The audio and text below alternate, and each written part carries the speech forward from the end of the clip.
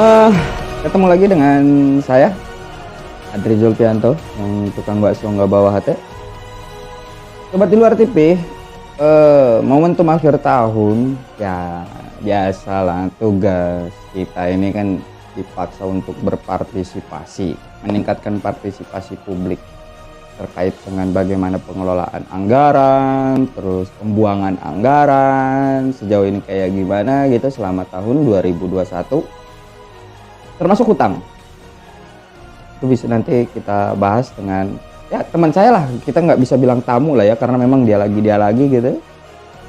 Oke, tetap di media opini dan edukasi, bukan pesanan kekuasaan.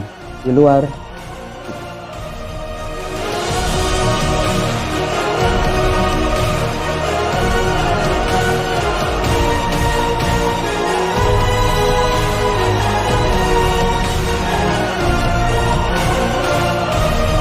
Oke. Sehat Bang Andri? Belum ditanya. Ya, kita nanya dulu deh. Sehat kan Jajang? Alhamdulillah masih sehat lah. Sehat ya, Iya. aman ya, aman ya. Masih bisa ngerokok, masih bisa ngopi lah. Ngopil ya.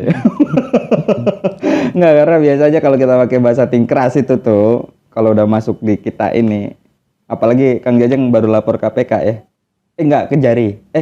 Kejaksaan Agung. Kejaksaan ya. Kejaksaan ya, terkait upeti ya. Aman masih Mas? Aman? Insya Allah aman. Nggak, nanti kita Masih. pasang P3 kan di sini, biar kayak setnya tingkras. Ada tuh kotak Boleh. P3K di situ kan. Iya, entar.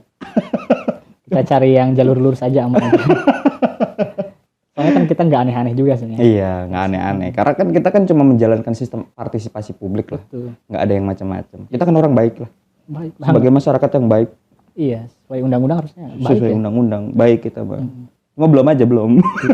Belum disomasi. Di hadapan itu dia. Deg-degan juga kita.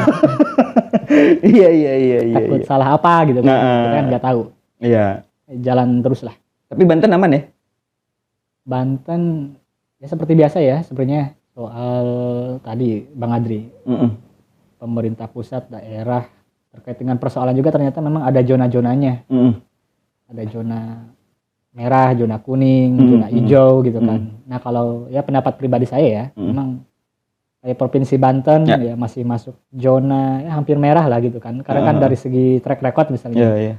salah satu gubernur, bupati bahkan apa ibu anak ya keluarga lah gitu kan, klannya Atut ya pernah gitu kan dan sebagainya. Ternyata kalau kita pantau lihat memang masih banyak praktek serupa gitu. Bagaimana tata kelola pemerintahan ya, baik itu soal anggaran, kemudian juga kebijakan, proyek-proyek gitu kan yang berpotensi berdampak terhadap kerugian negara masih rawan itu Bang Adri di Banten, di berbagai kota kabupaten di Banten.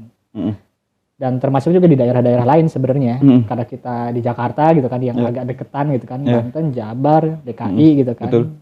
Jadi kita lihat lah, mau gak mau ya kita dengar gitu kan, misalnya sama teman-teman mahasiswa gitu kan, ya sesekali ngopi dan sebagainya, dan ada kasus apa dan sebagainya. Akhirnya kita mau gak mau ya lebih inilah Banten, daerah DKI Jakarta itu. Ya. Nah, itu kan tadi itu ya, itu bicara tentang bagaimana lokus-lokus, karena memang biasanya daerah-daerah terzona ini ya tadi dibilang ada zona merah, ada zona kuning, ada zona ya begitulah, karena memang ternyata yang menjadi pandemi itu sebenarnya bukan virus, tapi korupsi itu sendiri. Betul. Nah, karena korupsi ini nggak tahu ya, belakangan ini kan semenjak undang-undang KPK ini dibenahi atau katanya diperkuat, kemudian bukannya malah kuat, malah jadi bancakan. Ya nggak sih Kang Jajang? Karena indeks korupsinya itu Sekitar 37 kalau nggak salah. 37 Ya, turun ya? lah pokoknya. Turun. Ya, dan dari indeks persepsi korupsi turun poinnya ya, nilainya. Kemudian juga dari segi posisi juga Indonesia berada di angka nggak sampai 100 besar ya, negara yang bebas dari korupsi ya. Memang masih parah korupsi di kita ini. Kita harapnya kan masuk ke 10 besar, 50 besar gitu kan. Ini 100 besar aja nggak ini. Mungkin dibandingkan di Asia Tenggara yang masih kalah sama Malaysia, Singapura apalagi gitu kan. Kita negara besar tadi, itu kan salah satu indikatornya Bang. Itu dari survei terakhir dari Transparansi Internasional ya. Kemudian juga kan masalah korupsi memang tadi betul kata Bang Adri, itu pandemi sesungguhnya. Dan diiyakan juga sama masyarakat di survei terakhir itu kalau ditanyakan masalah apa sih yang paling dikhawatirkan? Satu soal pengangguran, kedua itu soal korupsi. Bahkan ada pertanyaan lagi gitu kan, untuk anak mudanya bicara soal korupsi itu jawabannya udah stres gitu. Dan khawatirnya itu takut apatis masa bodoh gitu kan, karena saking stresnya Bang Adri. Ya kita berharap nggak seperti itu ya publik gitu kan, karena harapan kita ya bagaimana publik di tengah-tengah para pejabat kita yang kita bahasa kasarnya mayoritas lah, masih sangat tadi jauh dari harapan kita ya. Karena gini Kang Jajang, ya kalau kita bicara tentang munculnya apatis terhadap korupsi gitu ya, karena kan sesuatu kesalahan yang terjadi terus menerus itu menjadi sesuatu kebiasaan yang susah dihilangkan kan gitu. Makanya kita di luar TV ini concern betul terhadap kasus-kasus korupsi lah. Karena memang kita menganggap korupsi itu ya sebagai masalah besar, masalah-masalah yang tetap kita bilang korupsi itu sebagai bentuk extraordinary crime, tindak pidana khusus yang harusnya menjadi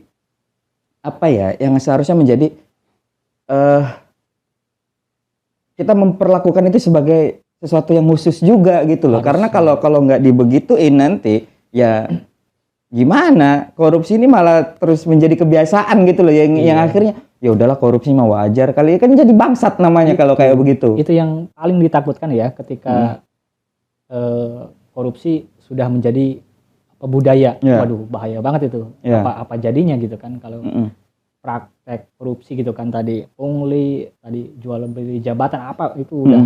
Kalau kita lihat jenisnya ya, kalau untuk misalnya soal korupsi, kolusi, nepotisme ya, ini masih di tataran korupsi ya Bang, belum di kolusi nepotisme itu ya. Banyak sekali tadi modus operandi gitu kan, 40 lipat trik-triknya itu luar biasa di negara kita ini. Jangan sampai jadi budaya, tapi di sisi lain kalau kita melihat real di lapangan, malu ini kayaknya udah jangan-jangan udah jadi budaya Bang Adri. Makanya ibarat tadi kalau ada problem itu kan, misalnya tubuh kita nih kalau ada penyakit ya harus cepat-cepat diobatin supaya kita bisa beraktivitas dengan lancar gitu kan, dan banyak hal yang bisa dilakukan. Begitupun juga dengan negara Bang Adri. Misalnya tadi korupsi itu seperti kanker gitu kan. Kalau kankernya enggak dicabut gitu kan, dioperasi, disembuhin gitu kan, ya gimana bisa jadi negara yang maju gitu kan. Tadi misalnya mimpi kita jadi salah satu negara besar, misalnya 4 negara besar ya di 2040-an gitu. 2040 seperti India, Cina gitu kan, termasuk juga Indonesia, terus juga ada Brazil gitu kan. Banyaklah survei-survei seperti itu. Hal itu memungkinkan sebenarnya kalau dari segi jumlah penduduk. Misalnya kita ini negara besar memang betul, 10 terbesar lah jumlah penduduknya gitu kan. Dari segi luas wilayah juga termasuk besar juga gitu kan. Tapi ketika ada problem tadi, penyakitnya nggak segera ditanganin gitu kan, ya harapan impian yang sifatnya jangka panjang gitu kan akan sulit untuk dicapai Bang Adri. Kita berkutat terus dengan masalah-masalah tadi, pejabat yang menyalahgunakan jabatan, kemudian permainan proyek gitu kan, terus juga selalu seperti itu. Jadi jangankan untuk memikirkan sesuatu yang besar gitu kan tadi, untuk hal yang sebenarnya tadi yang substansi aja belum juga diselesaikan. Apakah ini susah gitu kan? Tadi kemauan aja sih. Nah, gini Kang Jajang, kalau kita lihat pola korupsi belakangan ini ya, ini kan sebetulnya pola politik, iya bukan sih? Karena kalau kita menjadikan itu sebagai budaya, ini kan kalau budaya kan agak luas ya, apalagi kalau ditarik dari konsep kemasyarakatan, masyarakat ya kalau orang ngelihatnya dari bawah gitu ya, dari bawah, korupsi waktu aja itu udah korupsi, telat gitu kan, menjanjikan sesuatu yang tidak dijalanin juga sebagai bagian dari korupsi, janji-janji bohong gitu kan, kebohongan atau pencitraan gitu itu juga bagian dari cikal bakal menjadi sesuatu yang koruptif gitu. Nah, kalau kita lihat ini kita karena ini kita fokus di pemerintahan, ini kan coraknya politik Kang Jajang. Betul. Ya, korupsi di dalam bidang politik ini kan kemudian ya bagi-bagi kue gitu kan. Ini kan juga bagian dari kolusi dan nepotisme itu kan. Iya. Bagi-bagi kue, terus tumbuhlah pasca bagi-bagi kue ada oligarki gitu kan. Membangun politik dari sisi kekeluargaan gitu. Anaknya lah, cucunya lah, ponakan, mantu gitu kan. Nah, politik ini kemudian membentuk kerajaan yang apa sih namanya ya? Kerajaan politik yang di dalamnya juga korupsi gitu. Nah, tumbuhlah itu menjadi sesuatu yang disebut budaya koruptif. Iya. Kalau ini terus terjadi bagi-bagi kue di setiap periode, gimana? Iya, tadi memang budaya itu kan sebenarnya sebuah kata yang apa ya, bagus ya. Cuma tadi ada budaya politiknya. Karena memang tadi problem ketika politik juga sebenarnya bagus Bang Adri gitu kan. Betul. Tujuannya itu seharusnya luar biasa gitu kan. Tapi permasalahan yang di dalamnya itu yang menjalankan politik itu Bang Adri. Jadi tadi ketika politik berjalan di Indonesia kita perhatikan itu sudah budayanya seperti itu, kayak tadi oligarki gitu kan. Kemudian juga ada kerajaan-kerajaan kecil gitu kan. Yang apa yang menguasai segi ekonomi gitu kan. Bahkan politik juga dan sebagainya gitu kan. Semuanya cenderung ya berkelompok ya tadi dan kepentingannya untuk mereka saja bukan untuk masyarakat, nggak ada. Tadi kita lihatnya memang ada budaya politik lah kita sebutnya budaya politik di para pejabat kita yang memang sudah tidak sehat dan perlu disebutnya nih akarnya apa, mungkin banyak tadi akar-akar masalahnya sumbernya. Saya kurang sepakat ya kalau misalnya itu selalu didorong ke apa ya tadi problemnya itu ke masyarakat misalnya. Tadi problem korupsi karena partisipasi masyarakat yang rendah gitu kan. Karena masyarakatnya masih awam dan sebagainya gitu kan. Enggak juga sih. Karena masyarakatnya mungkin tingkat masih pada bodoh gitu dan sebagainya gitu kan. Enggak juga, justru permasalahan di bawah itu diciptakan tadi karena bobroknya di atas Bang Adri. Jadi enggak ada peran negara gitu akhirnya angka putus sekolah tinggi, angka kematian ibu tinggi gitu kan dari segi kesehatan gitu kan, fasilitas untuk kita beraktivitas bekerja juga minim, pengangguran makin banyak karena lapangan kerja tidak disediakan oleh negara gitu kan. Masalahnya tadi jelas ada di kelompok dimensi pemerintahan itu, internal para pejabat kita. Itu yang harus diperbaiki. Dan dari awal misalnya tadi kita bisa lihat misalnya satu ketika kita negara demokrasi Bang Adri, saya juga sering ya yang berpendapat bahwa salah satu biangnya katanya biaya politik yang tinggi gitu kan, integritas gitu kan, ya itu kan yang ngatur tadi biaya politik tadi misalnya nanti presiden ada presiden threshold gitu kan, udah jelas 20% nanti siapa yang bakal jadi presiden aja udah kelihatan Bang Adri nanti. Udah di setting ya. Dengan problem yang naujubillah kompleksnya di negara kita mengharapkan nanti bakal melahirkan pemimpin yang benar-benar ideal yang bisa menyelesaikan masalah. Tapi ketika harapan itu langsung dipotong dengan tadi aturan yang dibuat oleh elit-elit kelompok tersebut dengan tadi pembatasan gitu kan. Orang-orang yang punya potensi dari sekitar 30 juta lebih ya penduduk Indonesia gitu kan. Yang udah bakal maju nyapres sudah kelihatan kan orang-orang itu aja gitu kan. Dan kita tahu tuh banyak masalahnya gitu kan, track recordnya, integritas juga jauh. Tapi bingung tetap kepilih kan, aneh ya, gitu ya. Nah, kayak gitu kan akhirnya nyalahin masyarakat, kenapa dipilih? Enggak seperti itu kan, pilihannya cuma itu, dari terburuk yang terburuk gitu kan. Masa harus golput kan? Makanya kan artinya juga sampai golput kan kayak gitu, karena memang sistemnya Bang Adri ada yang salah. Artinya kan ini kan apa ya, yang dicalonkan itu kan partainya ya. Maksudnya gini, yang mencalonkan orang untuk dipilih itu kan partainya. Orang yang memilihkan orang untuk dipilih itu juga partai. Artinya memang nih pertanyaan pentingnya, apakah memang partai krisis kader yang yang memang kader ini potensial dan lebih maju gitu kan, atau memang partai ini kehilangan sosok pembaru? Artinya kan yang selama ini itu selalu muncul status quo. Orang di DPR itu bisa 5 periode, bisa 7 periode gitu kan. Apa udah nggak ada pengkaderan di partai politiknya? Padahal katanya sistem kader politik itu berjalan, kan katanya regenerasi di partai politik itu berjalan. Tapi ada kok kepala daerah yang sampai 3 periode. Kenapa bisa 3 periode? Karena yang 1 periodenya itu menggantikan orang, gitu kan. Contohnya di Bekasi. Betul. Pepen itu kan 3 periode sebetulnya. Bahkan ada yang jadi wakil dulu. Iya. Kemudian periode selanjutnya nyalon lagi gitu. Nyalon lagi. Sampai segitu ngakalin, pinter banget gitu. Iya, artinya kan ada lah kayak yang kayak begitu, bukan nggak aneh, memang itu nggak tahu deh kenapa. Memang partainya aja lah, kita sebut partainya aja memang miskin kader politik yang dia mengandalkan ya kalau nggak tahu ya, ini jadi rahasia umum kali ya.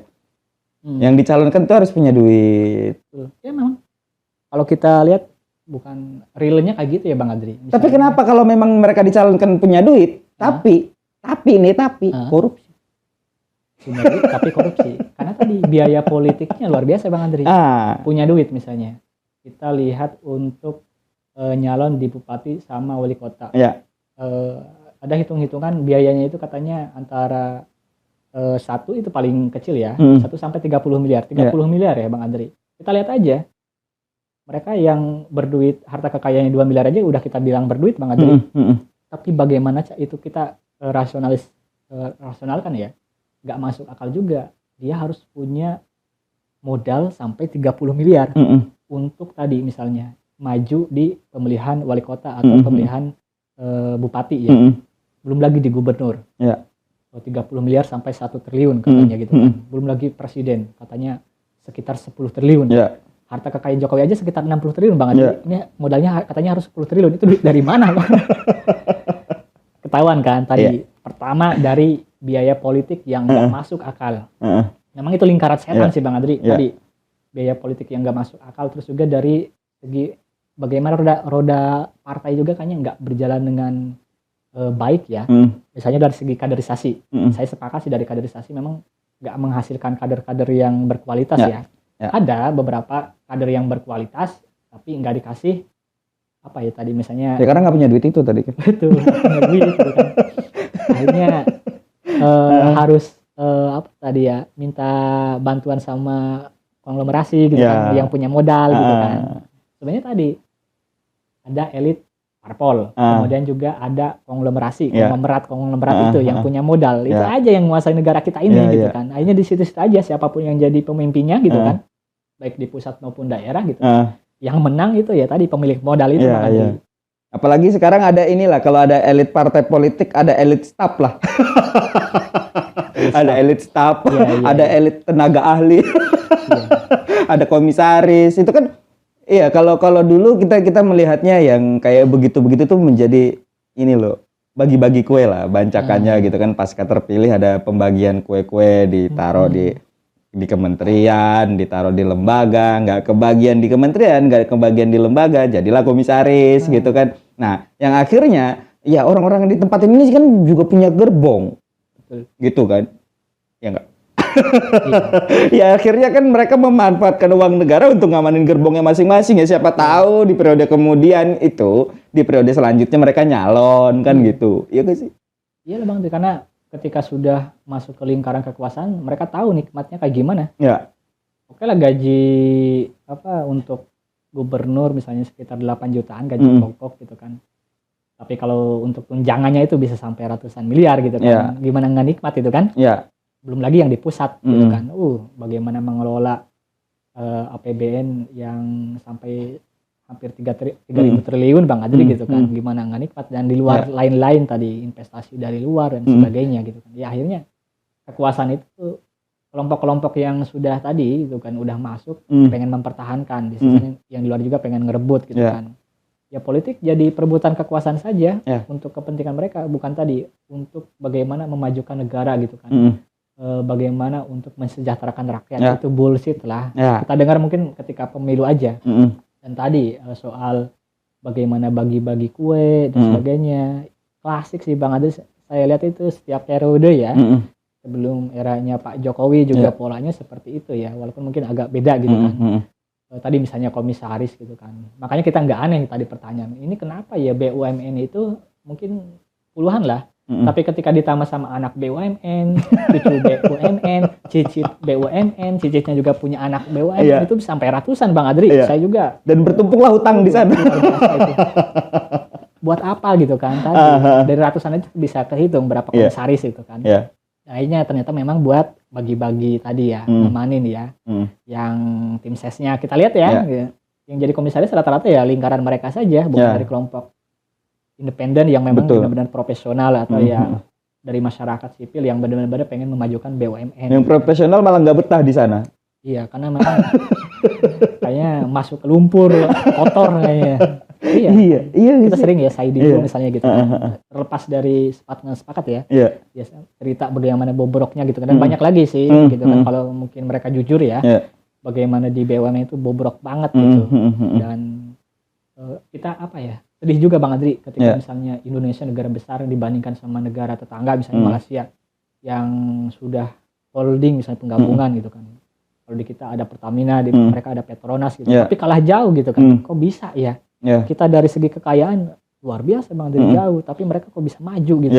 Bobroknya itu kan dibuktikan dengan kasus amoniak Banggai yang waktu tukang Jajang angkat itu kan. Salah satunya itu di pupuk Indonesia gitu kan. Bagaimana polanya sih hampir sama kayak tadi misalnya proyek-proyek besar yang triliunan ya, dan itu juga duitnya bukan dari APBN doang, pinjam lagi Bang Adri, pinjam utang dari luar negeri, kemudian melibatkan BUMN, swasta gitu kan, yang seharusnya BUMN itu kan yang menjalankan itu rekayasa industri, itu bagus lah, jadi dia udah satu-satunya kita ada kebanggaan lah bisa bikin tadi ya secara mandiri bikin pabrik pupuk ya yang kimia ya yang mungkin cuma sebelumnya harus didatangkan dari luar, tapi kita udah bisa nih gitu kan. Tapi ketika ada satu proyek yang besar gitu kan melibatkan swasta, justru rekayasa industri itu dirugikan gitu kan. Dirusak itu kan sedih Bang Adri kan? Karena tadi kelihatan ada duit nih banyak nih, jadi tempat berkerumunnya para itu. Apa kita sebutnya? Konglomerasi gitu. Ya nggak jelas juga akhirnya sesuatu yang udah maju gitu kan. Malah dikerumunin ya hancur gitu kan. Dicampur dengan politik ya nggak jelas gitu. Nah, hutang-hutang yang menumpuk tadi itu kan komisarisnya ada tukang jajang misal ada 8 itu ya, ada 8 hutang terbesar nih di 2021. Pertama, utang yang paling gede adalah Pertamina. Ya kan? Kedua PLN. Ketiga Garuda Indonesia. Nah, yang selanjutnya tuh ada tuh ntar kita. Ada BUMN Karya ya. Ya. Nah, itu kan ada PTPN juga yang di sana juga komisarisnya yang pengen kita lihat itu komisaris ini kan pilihan politik Kang Jajang. Sebetulnya ngapain sih tugas komisaris di sana itu? Ya komisaris tadi kalau secara ideal memang untuk pengawasan. Jadi artinya kalau utang itu terjadi ngawasinnya nggak benar atau gimana Kang Jajang? Memang kompleks Bang Adri. Jadi sekelas BUMN itu kan udah sekelas perusahaan tadi ya yang kalau memang dijalankan secara rule aturan gitu kan, bagaimana jalannya perusahaan gitu kan. Saya yakin itu bakal dapat jadi perusahaan besar lah gitu kan. Tapi ketika dibumbui dengan tadi unsur-unsur politik, kepentingan gitu kan, tidak punya integritas di dalamnya gitu kan, ya akhirnya ya rusak. Kayak Garuda misalnya kan, bentar lagi katanya bangkrut. Ya walaupun perusahaan penerbangan di negara lain juga kayak gitu gitu kan, tapi sekelas Indonesia sebenarnya cukup mengkhawatirkan gitu kan. Sekelas Pertamina gitu kan, jangankan untuk ngalahin Petronas atau apa gitu kan, justru terjebak dengan utang-utang, termasuk juga misalnya BUMN Karya gitu kan. Karena kan kenapa bisa sampai menghutang tadi dari kebijakan-kebijakan yang dikeluarkan gitu kan. Selain komisaris ada juga direksi dan sebagainya gitu kan. Kalau kita ngelihat apakah sepenuhnya tadi kesalahan dari komisaris gitu kan. Ya sebenarnya kan tadi bagaimana pemilihan komisaris juga ada unsur politiknya gitu kan. Kita selalu melihat kebanyakan dari kelompok yang dekat dengan penguasa gitu kan. Mereka kan bukan unsur tadi objektif ya gitu kan. Kalau perusahaan swasta itu mereka karena memang benar-benar aset mereka gitu kan, yang nyari pekerja dan sebagainya, yang benar-benar pengen memajukan perusahaan gitu kan. Bukan cuma tadi untuk mengakomodir tadi ya kelompok-kelompok yang belum mungkin nggak bisa masuk ke kementerian, instansi lembaga, akhirnya dikasih di komisaris gitu kan. Kebanyakan sih polanya seperti itu. Iya. Nah, ini kenapa pertanyaannya kan yang unik itu kenapa di situ-situ tuh nggak ada dipasangin ya baliho? Baliho. Kita besok pasang baliho gitu kan, di sini bukan baliho tuan-tuan gitu. Oh iya. Itu apalagi rame baliho apa tuh Bang Dri? Ya karena kan sampai di Semeru aja Kang Jajang. Itu muncul baliho, banner gitu kan, buat tahu pencitraannya tuh sampai ke situ gitu ya. Karena mesin politik udah berjalan, pencitraan udah jalan. Tapi ya tahu diri lah, itu tempat musibah. Orang selfie, ngapain sih bikin sampah gitu loh? Pakai banner dipasang di situ, nggak tahu dibaca atau enggak, ngapain juga? Nggak ada fungsinya. Kalau ngasih duit ya ngasih duit aja buat ngebantu gitu kan. Iya. Ngapain bikin sampah, nyempitin jalan pakai banner segala, ampun deh. Karena banyak tuh Bang yang pasang baliho tuh ada anaknya yang punya partai. Siapa Puan? Ya, siapa gitu sih kan. Puan Maharani? Puan Maharani pasang gitu kan, sebagainya. Nggak, yang dimaksud Bang Adri yang mana? Yang pasang baliho itu. Iya, yang pasang baliho itu sih ya itu. Oh iya, Puan Maharani. Puan Maharani. Ngapain gitu? Ngapain pasang di situ? Iya. Tahu. Ya maksudnya tahu tempat lah, boleh di pinggir jalan yang disediain, udah nggak kuat bayar emang pasang baliho di pinggir jalan itu. Mungkin tadi karena seksi itu Bang Andri. Oh seksi. Tempat saya juga bencana tuh seksi ya buat pencitraan berarti. Selain baliho, risih juga Bang Andri, kayak misalnya DPR. Kalau kita lihat di Facebook, di sosial medianya ya. Ini kita selalu ngeritik ya DPR. Kan Puan Maharani ketua DPR kan Bang Andri. Sebenarnya jelas ya legislasi gitu kan. Kemarin RUU PKS aja yang harusnya udah tinggal ini tiba-tiba nggak masuk. Apalagi gitu kan. Tapi undang-undangnya Ciptaker yang bisa 7 hari berapa bulan cepat gitu kan. Tapi yang menyangkut masyarakat justru padahal tebel tuh ya, gitu kan. Omnibus Law itu ya, Ciptaker itu ya. Betul. Cilaka itu ya. Tapi bisa cepat. Bisa gitu cepat. Kan. Ajaib kan. Ketua DPR-nya jelas perempuan gitu kan. Ini sibuk apa sampai nggak bisa ngurusin tadi, ngesahin ya. Misalnya masukin ke perancangan lah gitu kan. Nggak perlu sampai ngesahan. Karena memang kan dukungan dari masyarakat sudah penuh. Apa karena sibuk tadi, kebanyakan pencitraan gitu kan, bisa jadi kayak tadi gitu kan. Terlalu Kang Jajang di mana-mana. Iya, terlalu. Mic-nya dimatiin nggak Kang Jajang itu? Karena kita lagi ngomongin Puan Maharani, takutnya gitu. mic-nya dimatiin. Oh iya. Serius saya ini.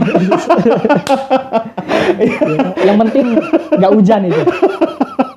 Iya, takutnya mic-nya dimatiin. Cek dulu. Coba cek Kang Jajang. Karena sensitif banget. Kita harus paham dalam memahami perempuan ya gitu kan. Perempuan. Ya terakhir Kang Jajang, apa yang mau dianu?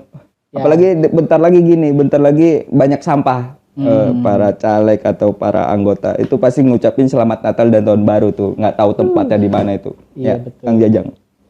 Ya kita berharap tadi ya hal-hal yang sifatnya gimmick, jangan kebanyakan gimmick lah kita pejabat gitu kan. Cukup kita aja lah ya. Terus juga apa ya? Kalau mau pencitraan boleh Bang kayak tadi misalnya, tapi yang agak cerdas sedikit lah gitu kan, agak membangun gitu kan. Ini cukup pasang muka dia gitu kan di banner yang berapa kali berapa pada tempatnya lah. Betul, tadi masyarakat bakal hebat keren gitu kan bakal milih dia. Jangan kayak gitu lah, lewat program, lewat kerja nyata gitu kan tadi, keberpihakan itu yang namanya pencitraan cerdas gitu kan. Kita bakal dukung, justru memang tugasnya itu. Jangan kayak kayak artis ini gitu kan yang nggak jelas gitu kan, mukanya ditempel di mana-mana gitu kan, tapi ketika kita ngecek kinerja dan sebagainya gitu kan, ternyata naujubillah itu bobroknya gitu kan. Kayak tadi terkait dengan DPR lah misalnya, dari legislasi sangat minim sekali gitu kan. Kemudian itu tadi persoalan lainnya yang soal korupsi kayak tadi di BUMN gitu kan, utang yang udah menumpuk gitu kan. Ternyata bukan cuma negara doang yang utang gitu kan. Dari bunga aja kita udah keteteren Bang Adri, sekitar berapa 400 triliunan harus bayar bunga tiap tahun itu udah kayak anggaran pendidikan Bang. Betul. Dan lagi tadi permasalahan di daerah dan sebagainya. Jadi ke depan memang kita mungkin harus tetap waras Bang Adri di tengah kegilaan yang diperlihatkan oleh para elit kita gitu kan, dan kita bisa tetap waras, terus diingat gitu kan. dicatat nanti sampai 2024 gitu kan. Mana yang benar, mana yang nggak benar gitu kan. Catat gitu kan. Itu aja sih. Kita tetap kritis, waras gitu kan. Ya. Mudah-mudahan pejabat juga ikut waras gitu kan. Betul. Nah, oke. Sobat di luar TV, itu tadi obrolan kita dengan Kang Jajang itu mengingatkan kita untuk supaya di tengah-tengah kondisi politik yang mulai panas, agar menjaga kewarasan, supaya politik itu juga tetap waras, supaya negara ini juga tetap sehat. Karena memang kalau ya corak politiknya udah nggak sehat, minimal warganya tetap sehat. Oke, demikian. Selalu tonton media opini dan edukasi, bukan pesanan kekuasaan. Saya Adri Zulfianto, di luar